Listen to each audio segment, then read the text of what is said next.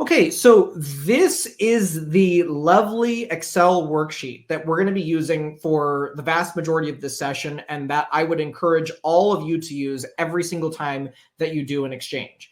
So if you take a look at this Excel sheet, we've got things on here at the top section for the old and new property.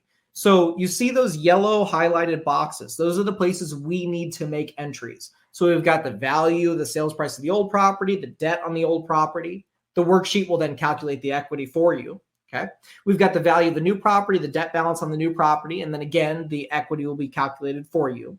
The Excel sheet will then tell you what the net boot paid or net boot received from the exchange was by looking at that equity number. Okay.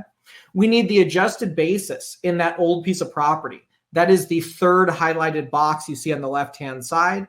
I'll show you how to come up with that number in just a little bit. We need to know what our exchange expenses are. Now, you'll notice that in the exchange expenses section here on the right-hand side towards the middle, that there's a bunch of lighter yellow boxes. So the Excel spreadsheet will allow you to plug numbers in there to help you to calculate the exchange expenses number, which is the bright highlighted box in the middle of the right-hand side of the Excel sheet.